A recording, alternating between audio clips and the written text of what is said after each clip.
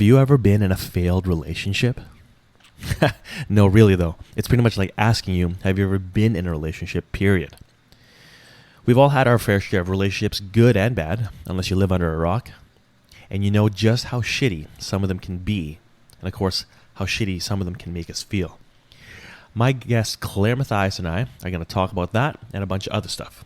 But before we do that though, here is the intro.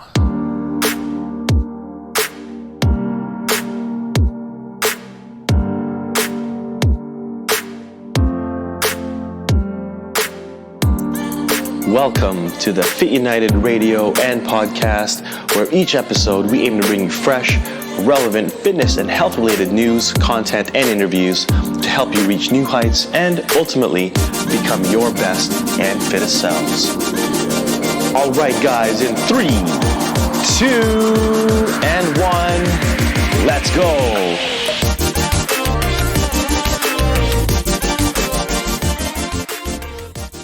All right, guys, very excited to introduce you to my friend and client, Claire Mathias. Claire obtained a Bachelor of Arts in Sociology, was a competitive swimmer for 8 years, and now works in the insurance industry as a contents evaluator, which is essentially a fancy way of saying she goes through your stuff after it's burned down in a fire and tells you how much it's worth. No, really, guys, it's such an interesting line of work because she goes into homes after a fire or damage from a natural disaster. She's got to dress up in one of those hazmat suits, an oxygen mask, and gloves and booties and all of that. Goes through the entire house and catalogs all the belongings. I just think it would be something that I could never get used to seeing, a completely damaged home where people once lived. Anyway, Claire shares with us her experience living and going to university in another city, how she sought that experience as a way of forcing herself to grow more as an individual. She's such a mature person, and that was such a mature way to see things as a fresh high school grad. She also will share with us the challenges she faced dealing with anxiety as a result of a failed relationship and how impactful, relationships really can be, even for months or years after it's come to an end. She also shares the strategies she used to help to recover and get to the content, happy state she's in now and the awesome supportive relationship she has with her boyfriend, Dave. This episode is brought to you by DETOX Organics Green Superfoods. Guys, I've been taking this for quite some time now. It is essentially a tasty chocolate milk with all the benefits of having 25 organic greens in each serving.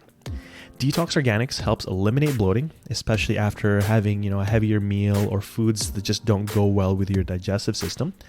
It can help increase your energy, ease your digestive system, and because of these digestive benefits, can help promote weight loss. All of that in essentially a great tasting cup of hot chocolate milk or hot chocolate. You can mix it with milk or just hot water and you're good to go. So to learn more, check the links in the show notes here for this episode. Full disclosure though, guys, I'm an affiliate of DETOX Organics, so if you do decide to purchase some using the link below, I do get compensated a little bit for it, but I will always only recommend products that I already use and believe in. All right, so click on the link below, make sure you use my discount code FITUNITEDDEAL. All right, FITUNITEDDEAL is one word, and you get 15% off as many purchases as you want. All right, guys, can't wait to share this interview with you. It was so fun chatting with Claire, as it always is during our training sessions. So without further ado, here is my interview with the one and only Claire Mathias. All right, so welcome to the podcast. Claire, how are you doing today? I'm good. How are you? Yeah, I'm pretty good, actually. So we just finished our training session, actually. We just had a training session today, so glutes are feeling pretty tired. Can barely move, but that's okay. It wasn't that bad though. It wasn't like our most intense workout that we've done before. So we met at Orange Theory. Yes? Yes. We met, how long ago was that now? 2 years, maybe? Yeah, that's what I was thinking about. Something like that, because I think my mom got me into it 2 years ago at Christmas. So. Oh, really? Okay, so there you go. So you were just a relatively new member then when we first met? Yes. I don't think you remember much. I probably had one class with you and then I went back to Calgary. So. Oh, did you? Oh, I didn't know that. Okay, well, so that's interesting. So I know I had you in my class, but anyway, so more recently you were in more of my class until now. Obviously, you're no longer working at Orange Theory. But yeah, so and then you reached out to me maybe a year ago. Would you say a year ago? And then we thought about maybe doing some personal training and stuff. Yeah, I would say it was about a year ago. Okay, so you've been a client now for about a year. So we're going to talk a little bit about that later, kind of the progress that we made. So it's kind of cool now because now your boyfriend, Dave, he's come to some of our sessions now too. Dave at training. Dave, I know you're not going to be listening to this, or maybe you will now because it's Claire, but yeah, we're going to call you out sometimes, just so you know. No, it's just for fun. It's fun. Yeah, so he's come to some of our sessions, so he's learned a few things as well, which is pretty cool. He's gotten way better. Even like this week, he sent us both videos of how he did, and That's not true. that is like very not Dave originally. That's a very un-Dave thing. Anyway, so Dave is Claire's boyfriend. They've been dating for how long now? 4.5 years. 4.5 years. Anyway, he's awesome. He's like the nicest guy you could ever meet. But he finally, I was doing some online training with him actually. He was doing, getting some programming for me, and yeah, he's progressed quite a bit since, and that was only a few months ago. So. Anyway, enough about Dave. We're talking about you, Claire. Yeah, so Claire's been my client for a little while, so we've gotten to know each other quite a bit better since. And I thought, things that I've gotten to learn about Claire, I wanted to kind of have her on the podcast and see if there's something that, would be interesting for you guys as a listener. I actually don't know what degree you got. And I was trying to look this up. And when you went to school, what degree did you end up getting? So I actually graduated with a Bachelor of Arts in majoring in sociology. Sociology. Okay, so didn't know that. When you decided to get a sociology degree, what were you thinking you were going to do with it? So I actually didn't go into university for sociology. Okay, so you didn't even start off. No. That wasn't your initial plan. So I went into university for French because I wanted to be a French teacher. Shut up. Yeah. So my mom has a teaching degree and has not been a teacher a day in her life. So she went through the bachelor's. She literally has a B.Ed. PDP. No way. Everything. And so she said, if you want to be a teacher, that's totally fine. But I suggest getting a general degree and then getting the 1 year certificate to be a teacher. So that was my plan, was get my degree, then eventually get my certificate to be a teacher. Okay. And then turns out I hated it. Not even teaching. I just didn't enjoy French in Calgary, which in retrospect, you're going to Calgary for French, kind of probably not my best plan, but whatever. Well, I'm assuming Calgary is just like Vancouver. I mean, it's not like a very French-centric city. It's not, but more than I've noticed here, sometimes you go out in public, just in general, and you're like, oh, they're actually conversing in French, whereas I've heard that more in Calgary than here. Oh, really? Not a ton, but the few times I have. Yeah, so it seems like that perhaps French is a bit more of a spoken language in Calgary. Interesting. Okay, so you got a degree in sociology. You originally were going to do French. Why Calgary? Why University of Calgary? First of all, the dinos. When I applied for university, I did not apply in BC because I was always under the assumption that I want to leave home and learn to be an adult basically on my own. Okay. And Calgary is close enough that if anything were to go wrong in my family, I can come home fast and it not be a problem. Right. But it's also far enough that my mom's not just going to suddenly fly and see me. Though my mom's not that type of person to begin with, but you know what I mean? Right. I didn't want that surprise drop in. Right. I'm at your dorm. Where are you? I didn't want that from any of my family. I wanted to be no, this is me on my own. I can figure it out. Okay. So that was a conscious decision then when you were applying for school. It's hey, I kind of want to go out of the city. Oh yeah, BC didn't even bother in BC. Okay. I did Calgary and then a bunch of Ontario schools. Oh really? Okay. Did you consider University of Alberta or anything? I'm not going to Edmonton. Nope. I've been to Edmonton twice. Can't say it was the most exciting city. I know there might be some of you from Edmonton. There's some Alberta listeners here, but it didn't seem very exciting. I was only there a couple nights each, so I really don't know much about the city. But you did not want to go to Edmonton. Why not? Honestly, I grew up in Vancouver my entire life, so the idea of actual winters was a little scary for me. And in Edmonton, it is known to be colder than Calgary. Okay. Calgary gets the Chinook, so you can get warm periods still, whereas Edmonton doesn't. It never does. Cold. It's just cold all the time. So I was not prepared to deal with that. Got it. Okay, so the other schools that I'm just curious. There's not what other schools did you apply to in Ontario? I did Western. Okay. And U of T. U of T. I Okay. think that was it. Now again, thinking about the French programs there, or not really? I was going to be French, but I honestly picked all of the schools I applied for just based off of like where I wanted to go. You wanted to go. Had nothing to do with the French. If I was doing French, I would have gone to Quebec. Yeah. That would have made way more sense. Yeah, that's fair. Obviously. I only know a handful of schools in Quebec just because of the football background that I had, there was a couple of them that reached out to me. But Bishops, you know where Bishops is? Yeah, my brother almost did go to Bishops. Oh, no way. Yeah. The Gators. My dad and him toured a bunch in the East and in Quebec because my dad is from Quebec and went to school in Quebec. Okay. And Grant ended up in New Brunswick, like one of the smallest schools. Oh, so, really? Yeah. Wild. Okay, so it was even in your family. Like your family had moved out of the city or the province to go to school. We both, both of us did not stay here, and like we finished our degrees at. We only stayed at the one school. Like we never transferred. Nothing. Right. So you first year you were in Calgary. First year in Calgary, graduated in Calgary in 4 years, and then my brother was 5 years at what is the school called? Crap. University of New Brunswick. No, it's in Sackville, New Brunswick, and I cannot think of the name right now, but it's very small. Okay. Well, shout out to New Brunswick. So how was the transition then? Because I think this is something that I never got to experience. I kind of commuted to school. I decided to stay local, which not in retrospect that I regret necessarily, but there were probably things that I would have done differently. I stayed local. So how was the transition from going from living at home, going to school, and then all of a sudden I'm off to another city? Like how was it? I liked it. Like I think I learned a lot of valuable skills and things that I now know I can do on my own and not be like, oh, I need my mom to help me with this, or oh, I should call my parents to help me with this. I now can be like, whatever, I know how to do this. It's not a big deal. Right. I appreciated it and I recommend it to a lot of people. Yeah.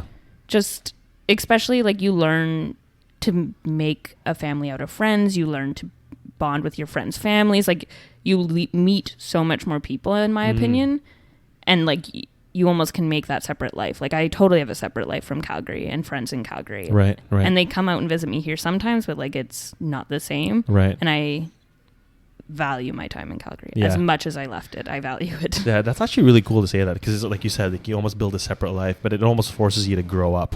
It does. At that age. Especially at 18. Like so Alberta, as most people know, 18 is drinking age. So you literally you go from like high school where we all can't legally drink to like I turned 18 10 days before I left for university. Oh, so you were like full on party mode. I literally was like, oh my gosh, I walked into the liquor store, which they also don't have provincial liquor stores. So that was weird for me. Oh, right. Okay. And so you walk in and you're like, wow, I can literally get what I want and no one cares. Now, would you say you had your first drink before or after you turned 18? No, way before 18. Not at 18. But just legally, you could have it then at 18. I do have a friend, crazy. though, I met in Calgary, literally first year university, like one of my closest friends still. And he was like, no, I had my first legal drink at 18. And we were like, what? You did? Waited. That's wild. Good for you. I guess you just never had an opportunity, perhaps. He's also from rural Alberta. So I wonder if that does make a difference, just the different type of community and culture you grew up in. That's true. Interesting. So, besides, like, how was living in Calgary? I just talk a little bit more about being in another city. The city itself, Calgary. Like, did you enjoy the experience being there for the 4 years? It was a lot of fun. It's not what I expected from the city, and like I feel like I didn't get to embrace it as much in university because like I'm focused on school. I lived on residence, which is really easy at the U of C. So I didn't have a car. Like I didn't really go to a ton of places in the city. Right. But then once I lived there after school, like you can experience so much. Like even now I sit there and I'm like, man, there are some restaurants I miss in Calgary. Or like there's a couple things I miss still that like I can't get here. Right. Which I never ever thought I would say. Yeah. That you would miss Calgary. There are times I'm like, oh, I'd like to go back. Yeah. Well, I mean, it's not that far away. That's the other thing too, right? And you just mentioned that you had a school friend that just had a baby too, right? Yes. Wait, no. I can't even think right now. Okay. Well, I thought there was a friend that had a baby that from school. Anyway, so I really think that's cool that you had the experience of going to school in another city. Obviously, that's why I like to ask about it because I never had that experience. So, segueing a little bit to meeting your now current boyfriend, Dave. That's where you met him, am I right? Yes. So we're both went to U of C, but we're both from here. It was just sort of a nice coincidence. Yeah. And like the same, not in the same community though. Well, he's from North Delta and I'm from South Surrey. Okay, and like my family, like I have family in North Delta and they live like a few blocks from Did you ever look back and say like you probably crossed paths somewhere like before you guys met? Well, we keep talking, like we'll talk about things from our past, obviously, like random events. And we're both like, oh yeah, we went to a concert in Holland Park during the Olympics. Oh. And I was like, oh, like there was tons. Which one? And he mentioned one. I was like, we were literally there. Like both of us were there. That's crazy. It is a concert. You're not going to like run into the person, but it's still like we were there. Yeah. That's crazy. That's pretty cool. So what I wanted to ask you about was when you guys first met, because I thought that was a pretty funny story. So we met at like, they have the student elections, and they have an election night at our campus bar where they announce the results and you can hang out. And so I had volunteered to help with my friend's campaign. Okay. Because I also had not met a ton of people at this point, which we can talk about in a minute. And Dave was there to support his other friend. And we just sort of met at the bar. However, I unfortunately had a bit too much to drink, and I don't remember it a ton.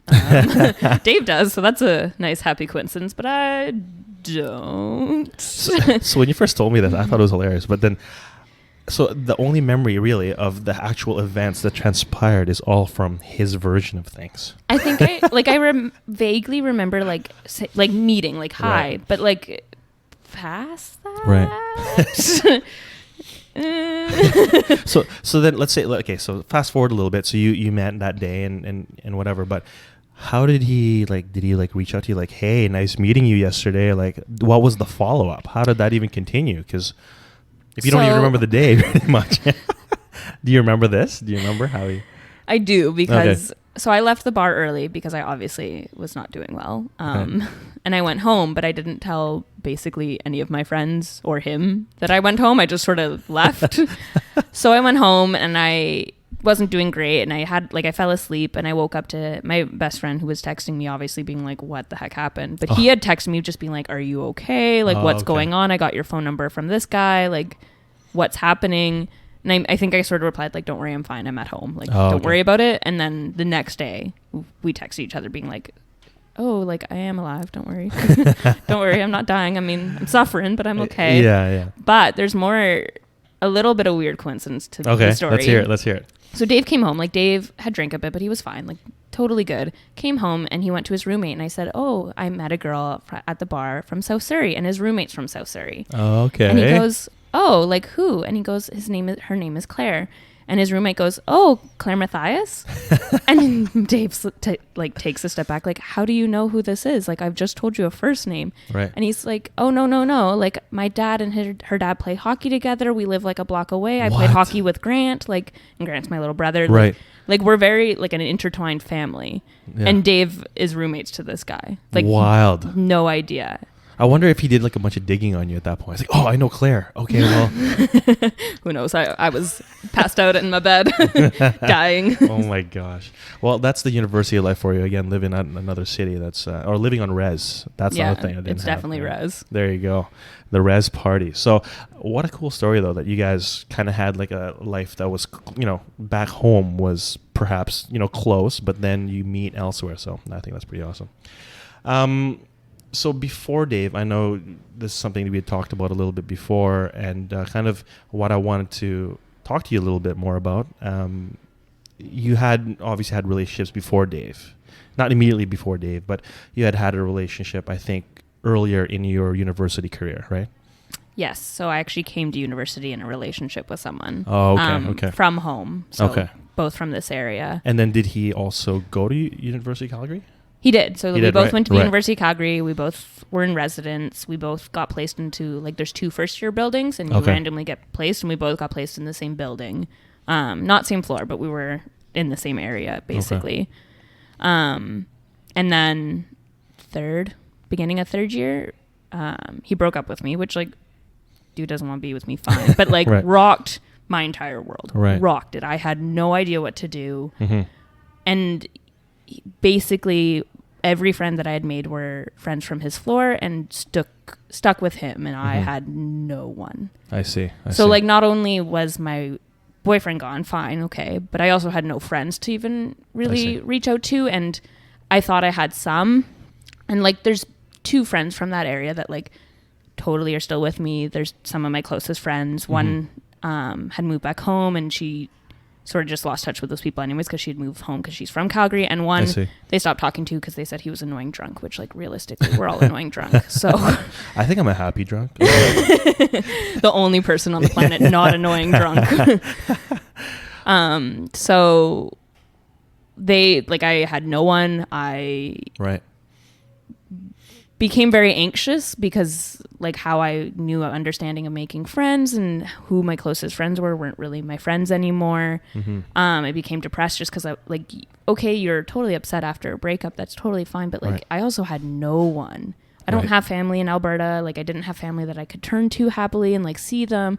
I had like these 2 friends, and like obviously they have other lives than just me. They can't just spend like every waking second with me, which I didn't expect, but I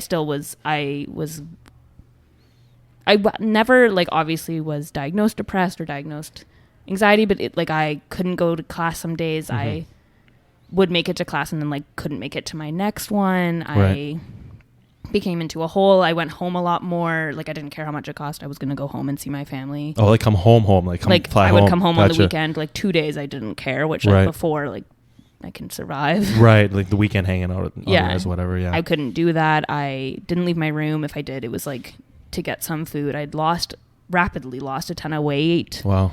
Like it was hard. It was very, very hard. Yeah. And I became very fragile, and it's like, I'm not that anymore, which is what I'm really grateful for.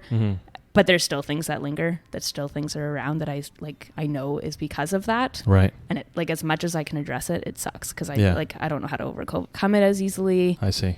And it doesn't pop up all the time. Like I used to, like I said, not leave my room all the time. Whereas now, like, if I'm anxious, I know I need to leave. Like, I get it. I know I can't really hole up. Like if I have work, like I'm going to go to work. It's life. Right. So you obviously have, over the years, found a way to kind of manage these things. But first of all, before we even continue talking a little bit about more, I want to acknowledge you for being so open about this, because this isn't an easy topic.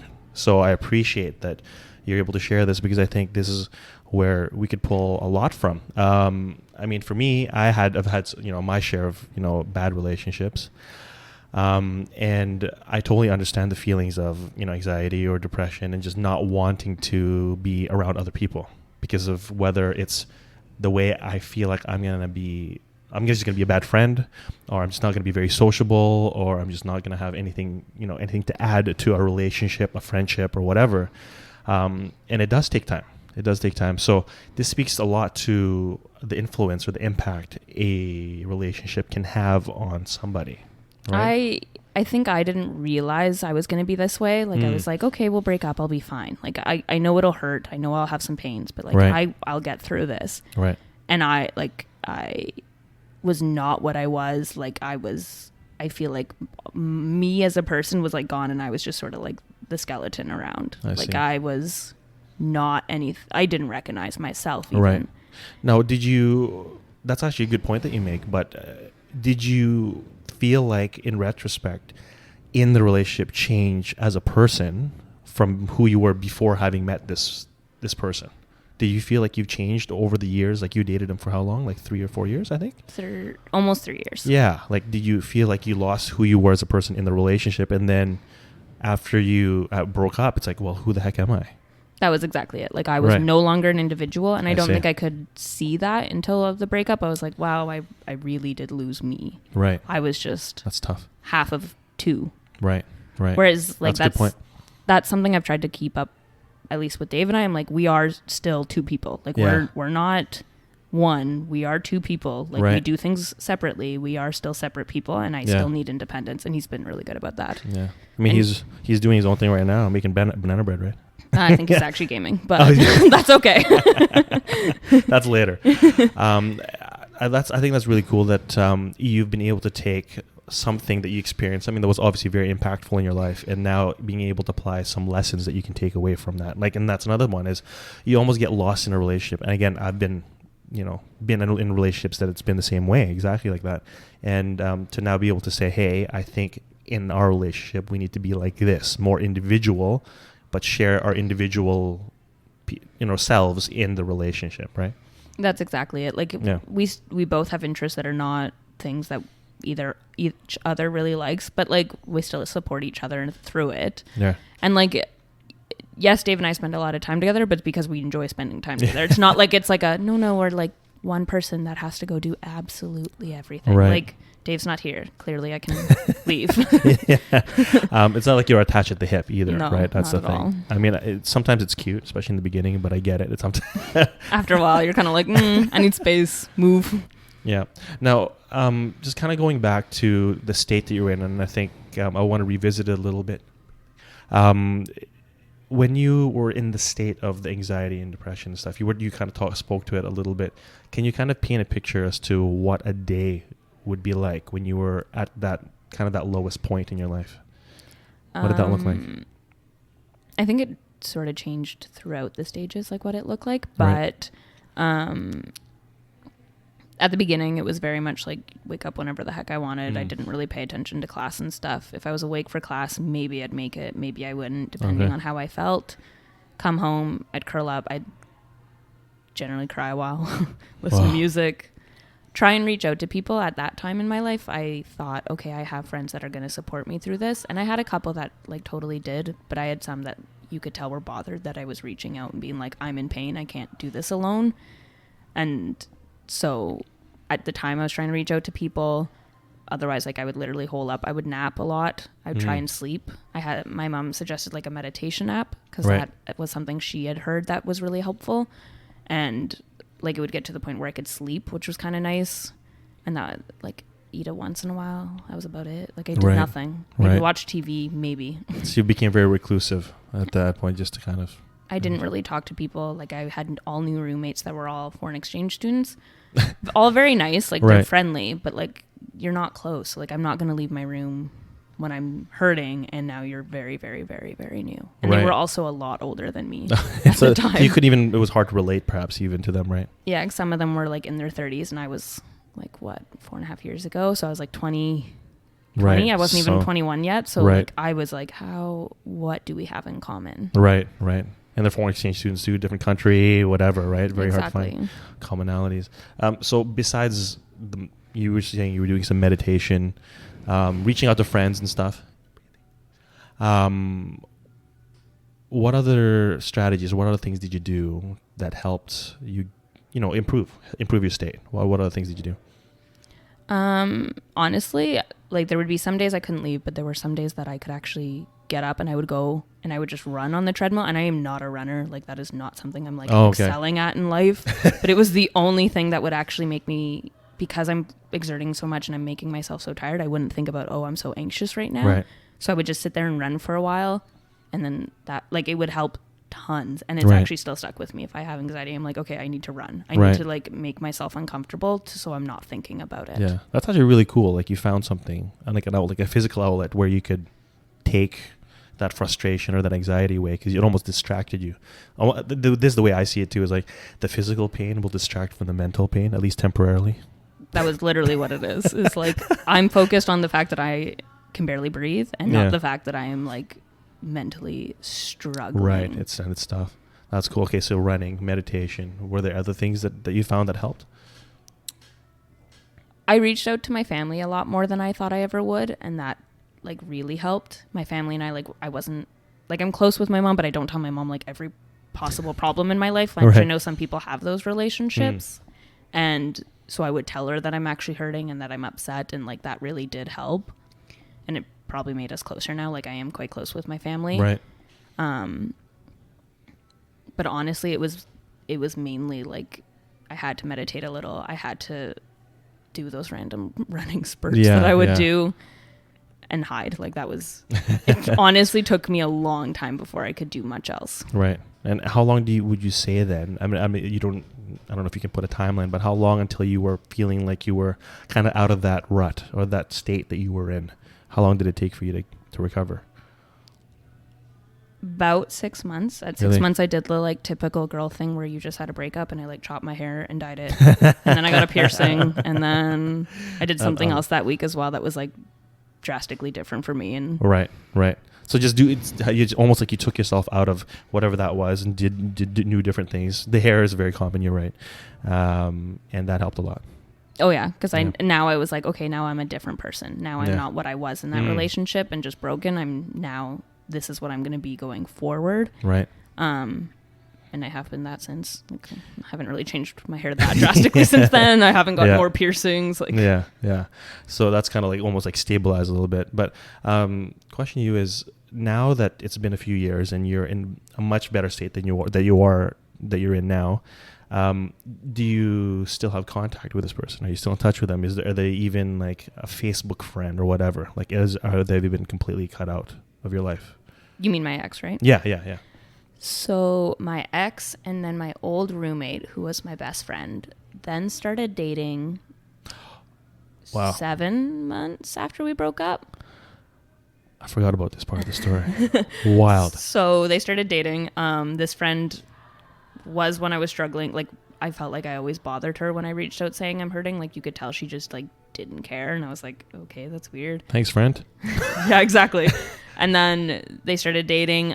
So they've been dating, I guess, almost the exact same amount of time Dave and I have. Wow. And they actually just recently got engaged, which like, I'm over it. I'm happy they're happy. Great. But like, we obviously don't need to be in each other's lives. We're not.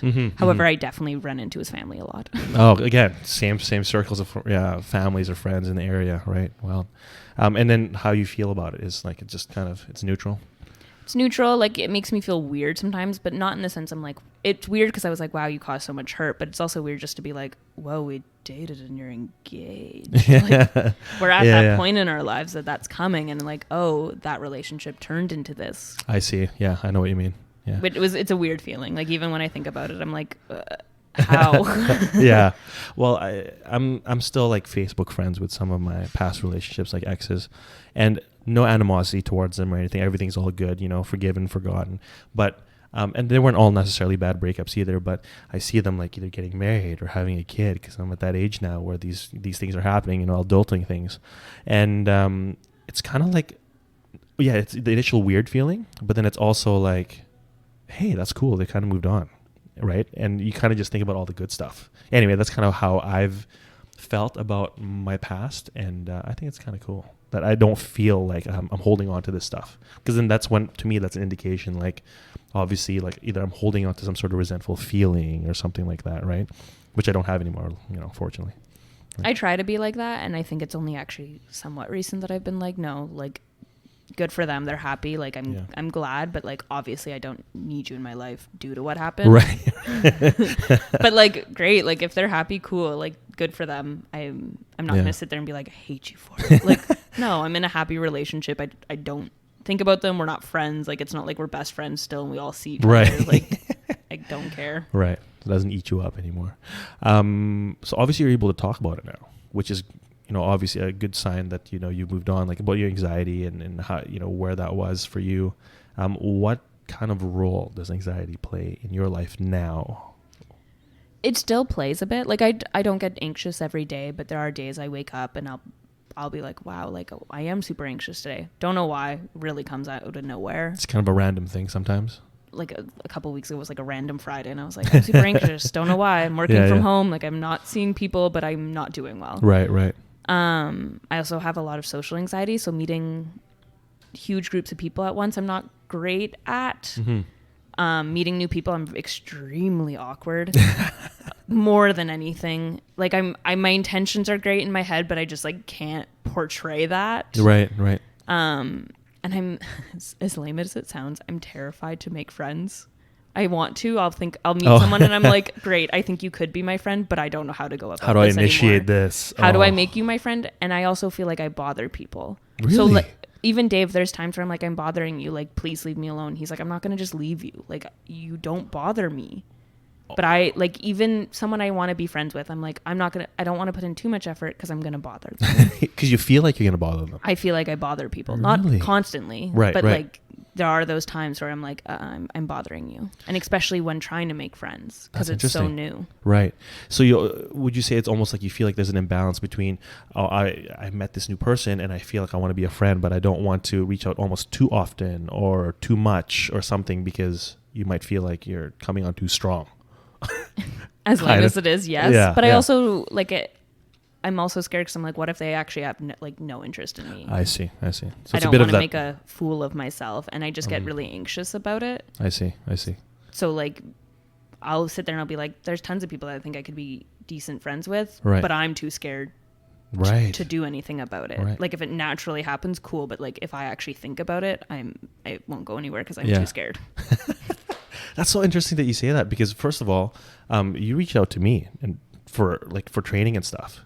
And obviously we're friends now. I mean, we train together and whatever, but we're friends now. But I would never have guessed that. Like when I knew you at Orange, I was kind of like, okay, well, she's kind of keeps to herself and whatever. But I would never have expected that it was a hard thing for you to reach out. Oh, right. That was like huge for me. I was like, okay, I'm going to do it. And like, I remember sending it and I was like, I'm not going to check if he ever replies. Like he could ignore me and I won't care. Because I'm going to be that guy. I'm just going to ghost. But you never know, right? No, it's true. Like it's true. So many people do that and so many people are not receptive to it. And I've tried in the past and not go well. And so I'm always like, nah. Like, right. Well, and I think that's it, because a lot of us, we pull those kind of inhibitions from past experiences. You get rejected or you get ghosted or whatever. And now you're thinking, okay, what if this person does the same thing? I love going back to all my Tinder/Bumble experiences. Okay. Because these are great examples of all my social anxieties. Obviously I don't have those apps now, but when I was single and I would message somebody and there would be a great conversation going, and then all of a sudden there's like just nothing. I'm like, did I say something wrong? And then I start scrolling back. Okay, wait, I must have... Oh, you know what? It was that thing. I shouldn't have said that one thing. Has that ever happened to you? Yes. Tinder and Bumble. Not Bumble, but I had Tinder. But even just like making friends, like literally coming to this gym, people are so friendly and I'm grateful for it, but I half the time don't know how to respond because I'm like, crap, what do I say now? Like, that's me. And I leave and I'll be like, what did I do that for? Like, I'm friendly. What am I acting like a weirdo for?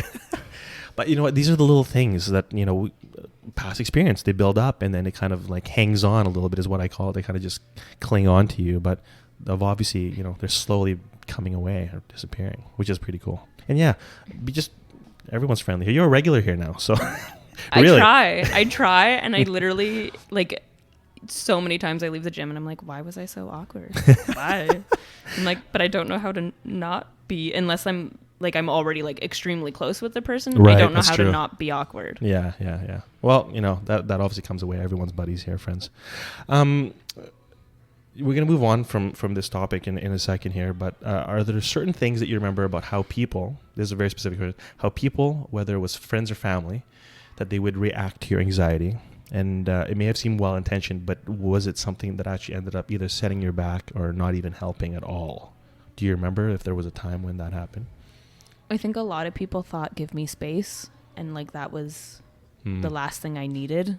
Right. Some people would be like, no, you need the space like to process, and it was like, no, but like be alone space? Yeah, like I was like, I get a lot of that and I can't really handle it. I really need just people to like take my mind off of it. Right. Be around people. When I could take my mind off of it, it was worth it. Like I felt better. I felt like for a second I could think again and like do things. But so many people were like, no, you need space. I was like, I don't need space, please, no. Hang out with me, please. Literally how I felt. Right. Thank you for talking about that. I know that was tough. And you did say that running was one of the things that helped you kind of overcome some of these anxious feelings and the state that you're in. Would you say that was kind of the moment or the time when you first realized, the role that fitness would play in your life now? Was there a bit of a catalyst there? Would you say that was it, or was it before or after?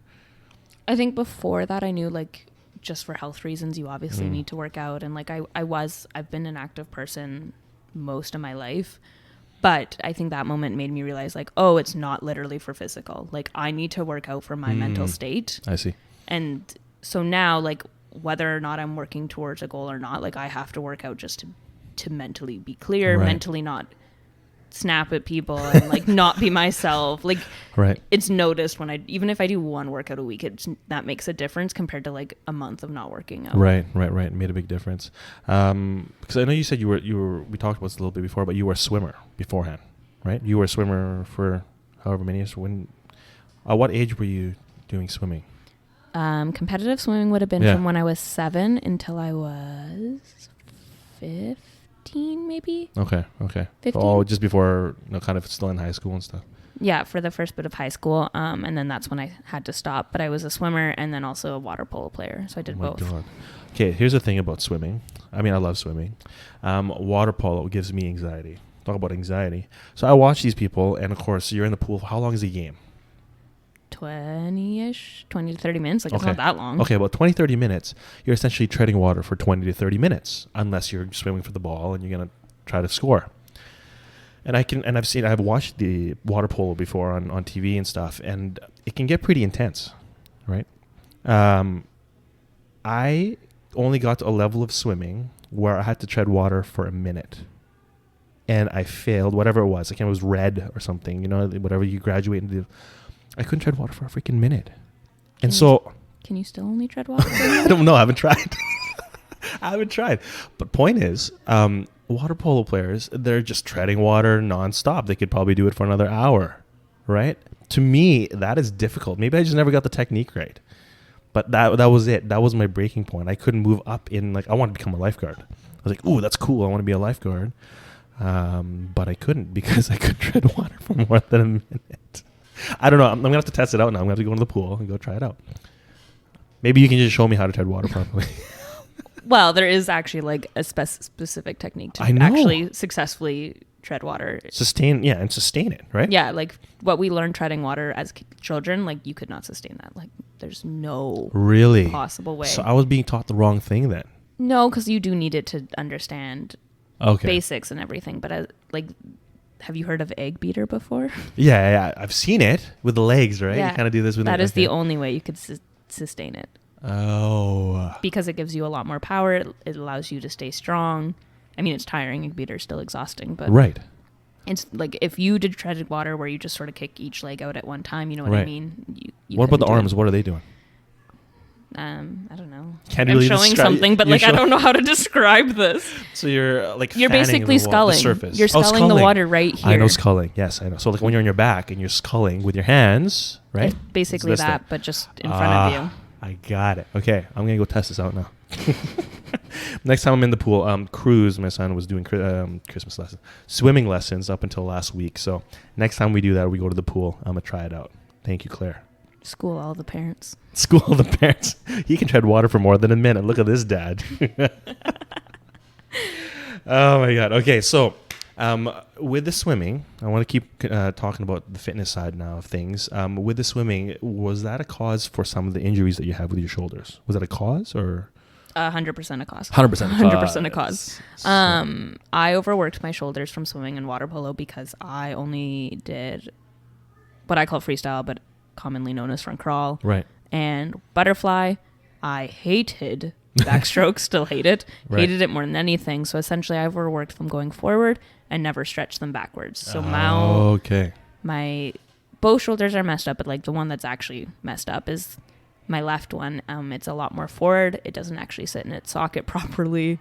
Because of this, I have a lot more nerve endings. So you hit a wall and you're like, it kind of hurts. I hit a wall and I'm like, this is an excruciating pain. Sucks. Wow.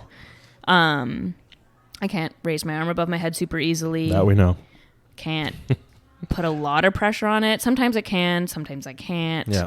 It's significantly weaker than my right arm. Mm-hmm. Some movements are weird for me. It doesn't look like it'll be weird for me, but we'll have to stop because I can't do it for some reason. And it's been like that now 10 years. 10 years. Nope, 12 years. 12 years. Well, since you stopped swimming, essentially. Basically. You quit.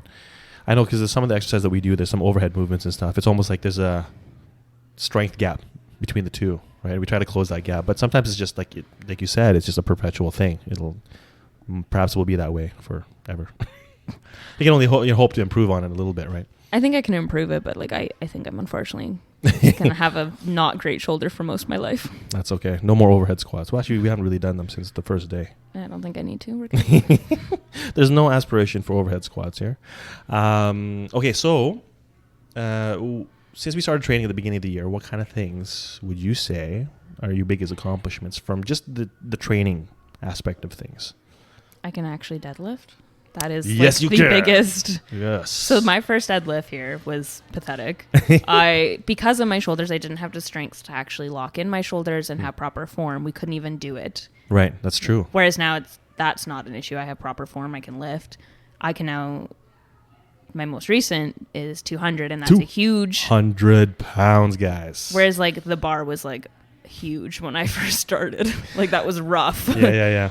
But now you're like, okay, I think we can put more. I'm like, whoa, okay, where did that come from? I'm like, sure, let's do it, right? And I think it was you that said when we did the 200, you're like, yeah, can you put an extra 5? Because we did 195 or something like that. And you're like, no, let's go for the 200. I'm like, fuck yeah. I think we did the 190, and then I was like, no, I'm going to do the one. That's I want to right. do my one single rep. I'm going to hit 200. We're too close not to. Like, I'm not going to leave it at 190. Yeah. I know. It's like, it's right there. Why not? And you freaking crushed it. So anyway, we didn't do that today. We did more volume today, but now you know you have a baseline and that you can get to 200. So freaking awesome. So would you say deadlifts was kind of the main big lift or accomplishment you'd say in the past year from all of the training that we've done? I would say it's probably the most noticeable one.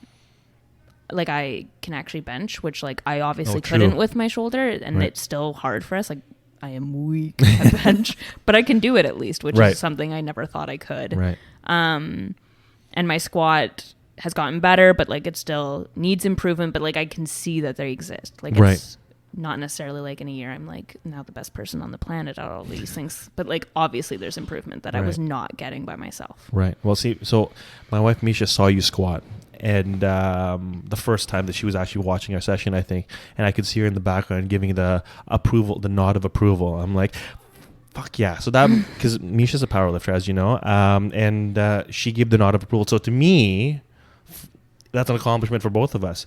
So what did that kind of lead into the conversation that we started having? So now we have a goal, potential goal of going to a powerlifting meet. I don't know. Is it a meet? Is that what it's called? It's a powerlifting meet. Yes. So Winter Classic. So a year. We got a while. It ain't soon. Right. So the meet we were saying was what, Fall Classic or something like that. So let's say in about 10 months from now, this is a more longer term goal, but potentially because of the progress that you've made, do your first powerlifting meet. How fucking cool is that? Wear my amazing singlet and all. Yeah, that's all part of it, the get up and everything. So it's going to be fun. What about a shorter term goal? So this is kind of what we're working on now, leading up to the new year, what we're going to be working towards now. What is that? So I am maid of honor in my best friend's wedding in Mexico at the end of April. So September? I think it was June. Yeah, I think it was June. I think it was after I went away on my trip with Dave. I came back and I was like, look, I'm in a wedding in April. So we're basically going to that's our goal. Like I want to look good. And that's what we're going to do. So up until in 2 weeks, it's not really been focused on eating. We're more focused on me being strong and getting stronger because I don't want to just be a twig. Like that's not my goal in life. And then starting January 6th, I have to give up basically every food I love. I just have to watch what I'm eating, and our workouts will actually change. Right. So the workouts are going to be very different. Obviously, like I said, I've been giving you some slack because our goal is starting January. We're going to do this, but a lot of strength building, like you said. But now the food intake part's going to kick in. So do you think that you foresee that being a challenge? Because you were just telling me today that mentally, I think you're saying you're already ready. I think I can do it. I know I can. Like when we first started in whatever year ago I started, that until our trip, like I did lose weight. Like we know that. I lost almost 10 pounds, and like we had a kind of a goal of that, but not really a goal of that. Right. So I know it's doable. I just have been nice and lazy lately and enjoying food. It's Christmas. I'm not going to stop. Yeah. And I think that speaks a lot to the way we approach goals, and at least the way I approach goals with my clients, is that you still got to live life, right? You can't just be rigid all the time. Otherwise, you're just going to go insane. So leading up to now, we've been lax perhaps on the life part of things. I mean, you and I both like Cactus Club, almost too much. Great food, but also perhaps not the best, most healthy food. I love the Cactus Club though, so don't get me wrong. If any Cactus Club members or whatever stakeholders, we love it. Okay, it's not a concern. Point is, now you're going to be a bit quite a bit more diligent as of the new year. Yes. I need to be. Like, even like Kevin mentioned, I said earlier in training, I was like, my body wants to eat healthier. Like, as much as I'm enjoying Christmas and I'm going to keep enjoying the holidays, like, my body's like, ooh, vegetables, like, that would be nice feeling. Or, a homemade meal, that would taste good. Yeah, exactly. And well, between the two of you and Dave, who's the better cook? I cook all the time. Oh, you do? He bakes. He bakes. He's a wonderful baker. Right. He doesn't bake like consistently because he knows we both try and eat a little better. But when he does it, it's like he's amazing. an amazing baker. I am not an amazing baker. Okay, you got to tell him he's going to have to whip up some like cupcakes before January 6th. He's making banana bread. I caught it coming. All right, banana bread. Okay, I get a few slices, yes. Perfect. Or a loaf. How many loaves are you making? He's making 8 mini loaves. Oh my goodness. Okay, well, can I sign myself up for one, please?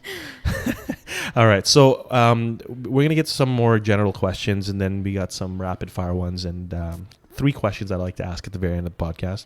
But before we move on to those, what would you say the role that fitness has played in your life, whether in the past or now? What role does fitness play in your life? It is probably the only thing that can keep me stable, if that makes sense. Not in the sense of like my anxiety coming back, but just mentally clear and like wanting to do things. Like, I don't sit here and think, oh, I have training, like crap, I don't want to go to training. I sit there and I'm like, cool, I got training, like that's what I got and I'm gonna go do it. Right. Like, I don't think about it. I need to do it or I won't be happy, I won't be okay. As much as I'm maybe not the fittest human in the room, I know that compared to like a lot of other people, I am. And I can see the differences, and it matters to me. Like, I don't think I could stop. Right. And I think you kind of hit the nail on the head here a little bit when you say you've gotten stronger, and it's comparing yourself, the improvement yourself from when you started and even before we started is quite a bit of improvement. So I think that's pretty freaking cool.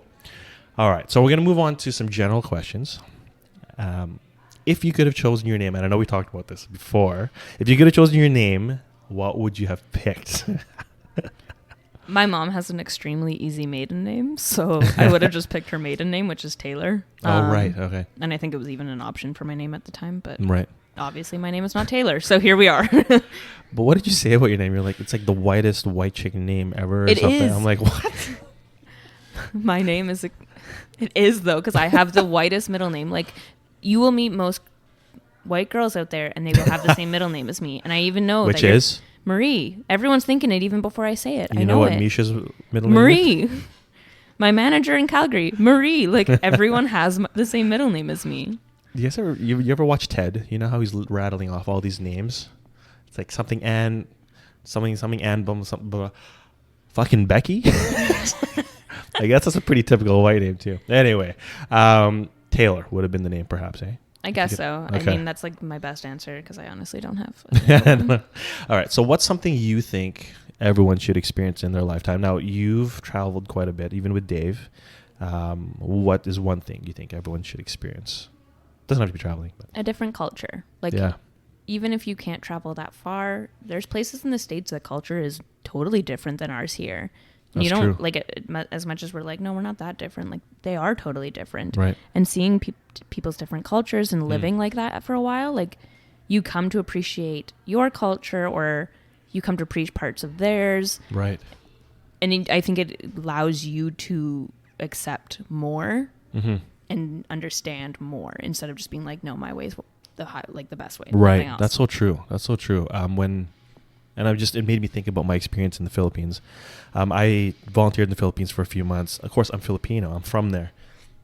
But going to a different part of the country experiencing the culture there. It's completely different than the city culture, and it opened my eyes. It like humbled me. It was like I felt like I was living a very like almost pretentious life at the time when I had gone. I almost felt like I didn't recognize myself almost after coming back. Like, oh my gosh, I live such a material life, and unfortunately, that's kind of how it is in like the American lifestyle of things, the North American lifestyle or whatever, the Western culture. But you're right, it does really kind of open up your eyes a little bit to other things and ways of living, right? And I think it allows you to adopt different things that you want to as well, which there's nothing wrong with that. Right. Like, I have now been to Italy 3 times, and I would consistently go back. I love their culture. Right. I love everything about it. But I also appreciate going somewhere else. Like, I want to experience it. Right. My father is like born in Quebec, grew up in Quebec, and moved to Vancouver. Right. And I want to see what Quebec is like. He's an Anglophone, so he didn't grow up like as a Francophone, but right. I still want to see what that is like. Like, That's I want true. to see what that culture is like. I have grandparents that immigrated here from England. Like, I want to see what they grew up like. Like, Right. I want to see what their culture is like. That's all true. I can tell you is like whatever I grew up like. Yeah, we kind of all live in our little bubble here, right? And that's the thing. At least you moved to Calgary for school, whereas I've always kind of, besides moving here when I was a kid, I've lived in this kind of lower mainland Vancouver bubble, and I've perhaps ignorant to the rest of the world and how they live. So anyway, very cool. So you would say travel and experience another culture. If your home was on fire and you had only time to grab 3 things, what would they be? So, living in condos, we've had multiple fire alarms anyway. So, basically, I've already done this, even though none of them have resulted in fires. So, I honestly just grab a warm jacket because it's cold generally, my phone, and I leave. Like, and my wallet. Like, I'm good enough. Dave, however, grabs. Those are your 3 things. Yes. Yes. Okay. Dave grabs both our laptops, which I don't use my laptop, so that's surprising. Okay. Like, obviously important documents. So he'll grab our passports, and he grabs our degrees, which he has a very proud degree. Like, he should be very proud of his degree. Right, but like right, me and right. my BA, we're good. We don't need each other. Okay, so it's obviously it's a physical piece of paper that shows what what you've accomplished. But could you not just reach out to the school and say, "Hey, I need another copy because my house is on fire"? That's literally why I don't grab it. It's not like this is the only copy that you will ever have. But anyway, point is, you grab whatever's gonna keep you comfortable, and then he grabs kind of the more sentimental or more important things. Yes, 100%. I got it. I always make fun of him for grabbing our degrees. And It's all about comfort for you, and him is this. Got to be outside warm. Can't be cold. Yeah, right. What about your Nintendo Switch? Oh, I never thought of that. Right? Then I'd at least have something to do. While you're standing outside waiting for the fire alarm to go off. That's a good idea. That's a good idea. But then I could also leave my charger, and then I'm screwed. And then you're screwed. So before this interview, we were talking about this, and we could probably have a whole nother hour conversation about our gaming habits. I've only recently started playing my Nintendo Switch again, but Claire is a seasoned vet. I wouldn't say seasoned. I just love it. Okay, fair enough. Because I did stop for a while. Like, I did the same as you. I did stop. And then now that I'm on vacation, I'm like, heck yeah, I'm going to play all the time. Well, I grew up playing Nintendo, so now that it's all coming back, and then like Pokemon, like, come on. When all that started, that was when I was like, younger, obviously, but that was like primo. Anyway, so it's back. Let's not get into this because we could go on it forever. I'm all about the Pokemon, people. It's out there now. And you play what, Zelda? Zelda's your game? Zelda Breath of the Wild. There 10 out of go. 10 recommend. 10 out of 10. All right, so you Nintendo people out there, if you heard that, there's recommendations here as for Zelda. I still haven't downloaded it yet, so perhaps. Okay, I know it's a black hole. I'll get sucked in. Am I right? All right. I thought this was funny. I asked Misha this because obviously she's my now wife, but let's relate it to you.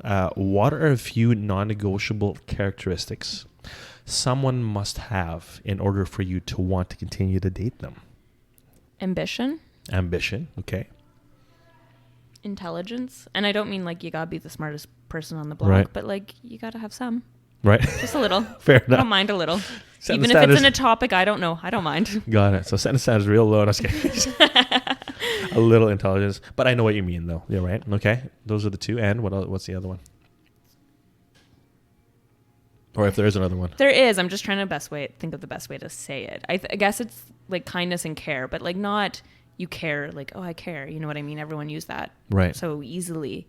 But like to actually prove you care, like I mentioned before, I think I have instances where I think I bother people, and I literally try and push Dave away, being like, leave me alone, I'm bothering you. And he will be like, no, I'm not going to go anywhere. Like, obviously the guy cares.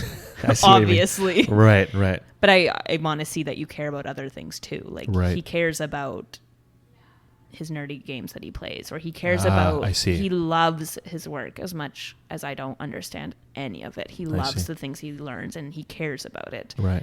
So to actually show you care about something, that's interesting. I need it. So to me, it almost sounds like the word care to you is somewhat synonymous with passion. Like you're passionate about something. I mean, you can be passionate about a game, but you can also be passionate about you as his partner and care deeply about, your concerns as well, right? Yeah, I think that's a good word for it. Yeah. Better than what I came up with. Ambition, intelligence, passion / care. Love it. Okay. If you could be famous for something, what would you be famous for? When I was younger, I dreamed of being an Olympic swimmer. So I guess that would be it. That's cool. I dreamed of being an Olympian, and I think it would be the coolest thing to be famous for. Because you're not like so famous that your privacy's gone, but like people still know who you are. Yeah, they'll always remember you were an Olympian. Exactly. That's true. Exactly. Well, there's a podcast listener, Lewis Howes, and he had a dream of becoming an Olympian as well. And he had a moment where he's like, I'm going to become an Olympian one way or the other. And he said he ended up playing handball, and handball wasn't a big sport. Like, what is handball? I played it in elementary school. But it's a national sport. And I guess in the States, it's not a very big thing. But now they have a national handball team. And I think he ended up going to like the Pan Am Games as a national whatever. So if you still want to become an Olympian, perhaps choose a different sport. Handball's my game. Handball's your game. Maybe I'll be really good at ping pong too. That's also an option. Ooh. Ping pong. It's true. No, not the game ping pong, but like the sport ping pong. Yeah, like ping pong table. Like, obviously. Come on. The Nintendo, the Wii version. No? No, I would not be good at that one. Yeah, no. Actually, 10 no. That's a tough game, actually. Okay, so you would be famous for being an Olympian. What are you most proud of right now that most people wouldn't know about, would you say? My deadlift. Yes. Honestly, because you don't go up to every person you talk to being like, by the way, I also can deadlift 200 pounds. Like, no, you don't do that. Or like, I actually can deadlift now compared to where I started. Like, how do you throw that into a conversation, right? No. So like, yes, we talked about it on here, but that's kind of the point. Right. And like, Dave knows I did it. Right. Honestly, Dave mentions it to people more than I do. That's amazing. He's literally like, Claire did this. And I'm like, yeah, Dave, you tell him. You tell him. Yeah, you don't need to plug yourself. Dave's got it all handled. I'll do it. I mean, freaking how many times have I mentioned that since you did the 200? So it's super not proud. even been a week here, guys. Not even a week. Super proud, by the way. I have to say that. I do have to say. Okay, so who was the most influential person in your life growing up? And what lessons did you learn from this person or people? I think it's my entire family in general. Yeah. I looked up to my entire, like everyone in my family. I still do. I'm very tight. I'm very family orientated. Right. And they all had different roles. Like they all taught me different things. Maybe things that I don't love that I know, but like whatever, I can move on. Right. Even my younger brother, like hugely has taught me things that I don't think I, like when I was younger, obviously it was like, no, Grant can't teach me anything. He's younger than me, but like he definitely has. Right. But I don't think there's like one specific thing I could say. Like I think who I am is basically because of things they've taught me. Mm-hmm. That's really cool. And your family is a big important influence. And I mean, I could probably echo that myself. Like that's kind of how I grew up too. I would say my entire family has been influential. So that's really cool. Actually, speaking of younger siblings, my sister is probably one of the more influential people in my life because she's far more mature than I am and she's 8 years younger. So, so I'll tell you that much. We'll talk a little bit more about that on another episode, but I totally agree. Family. What in your life do you feel is a work in progress right now? It's always me. Like I'm not done. Like I am now stronger, but that doesn't mean like I'm done. And everyone can still grow. As we all heard, I still struggle to make friends. Yeah. Like one day that'd be nice to not struggle to make friends. I think they'll come along, right? Well, who knows? I'm pretty awkward. And like even like as silly as it sounds, sometimes being in stores and needing to ask for help, I'll get anxiety to do that. Really? And I won't Really? do it. I'll just leave. I won't. You know what's really helped me when I've had these, these same feelings is I just assume that they're as awkward as I am. But and that I'll makes just be it like, worse. really? Yeah, because two we're awkward just people. both awkward. It's like, okay, well, you know what? They're just as awkward as me, so I'm just going to do it. Screw it. I know that's helped me anyway. So try that sometimes and we'll see what happens. Oh God, I think I'll just be like, oh. Like, we'll both sit there awkwardly and I just can't imagine how this will go. And just end up walking away. Right? Yeah. All right. So what are you most excited about right now? What would you say you're most excited about? To actually start the new phase of our training. Yeah. Because I'm excited to see what it looks too. like. Right. Because I don't think it's going to look like anything we've seen yet. Like, I don't think it's going to be the, like, one somewhat cardio day and one strength day. Like, I think it is going to be different. Mm-hmm. And I'm excited to see the changes because I'm actually taking it seriously and not just saying this. But you're going to have an old friend come back. You know who that is? Oh, no. Oh, yes. Who is it? Say it. The rip train. The rip train. My least favorite thing. Yeah, the rip train is a freaking amazing tool. So your old friend will be returning, Never. just so you know, every damn day. No, not every day. All right, so let's move on to some one-worders. We're just wrapping up here now. We got some one-worders and my 3 final questions for you. How do you like your eggs? Over easy. Over easy, like it. Winter, spring, summer, or fall? Summer. Nice. I agree. Squat, bench, or deadlift? Deadlift. Obvious Surprise. answer. No surprise there. Fast or slow? Fast. I know, you have no context, but you just Yeah, have like, to answer. I don't know. Fast. Okay, done. Sweet or savory? Savory. Nice. Crunchy or smooth? Smooth. Always Yes! smooth. Ew. Always smooth. Crunchy is gross. You heard that. That's 2 for 2. Smooth. Smooth. Do we even know what we're talking about? What do you think we're talking about? Peanut butter. Right. Come on. Come on. Even though, like, with Misha, I was like, yeah, they're talking about peanut butter. What else could it be? All right. So before we get into our final 3 questions, how can people find you or get in touch with you, whether it's social media or what, if you want them to? Instagram, Facebook? Good question. Let's check what my Instagram is because I don't know. I think it's just my first name, period, my last name, to tell you the truth. All right. That's so Claire, Claire Mathias, Mathias. There you go. And on Facebook, presumably it's your full name. No, so I don't have my last name on Facebook. It's Claire Marie because there we go. of my work. I don't want people to find me. All right, but now they will. Well, you can find me that way, but like work clients, please don't. Right, there you go. We never even got into your work. That's a whole nother story. Super interesting. Okay, let's get into our 3 final questions. If you had the world's attention for 30 seconds right now on this podcast, it doesn't have to be 30 seconds, but if you had at least 30 seconds or maximum 30 seconds right now on this podcast, what would you say to the world? Keep going. Always keep going. And like I said, we're not done improving, and we always will improve. Like yes, you're going to take steps backwards, but you're going to improve in the end. Like just keep growing and see that it's coming. It's not going to be tomorrow. Right. Love it. Freaking love it. If someone could ask you one question that you wish you could be asked, what question would that be? Do you want to go get Indian? Love it. The Indian food. And so what's your answer to that question? Always. Yes. Always yes. Any local places that you recommend? I live right behind my shanty, which is amazing. Right. Tasty in Delta. Delicious. Love Tasty too, yeah. Honestly, I just like Indian though. Indian so you could get food. me any and I'd probably be safe. Right. Oh my goodness. Okay, well you better get it in before January 6th. Just tell them. Just saying. You got a few more days. All right. So before we go on to our final question, I just want to acknowledge you. Thank you for being on the podcast and sharing some difficult times in your past. I think it takes a lot to be able to express that and to be able to show that you've moved past it and be in a great place where you are now. So thank you for being here. It's been a lot of fun, like way more than I thought it would be. Really? We'll have to do it again. Yeah. What is your definition of living your best and fittest life?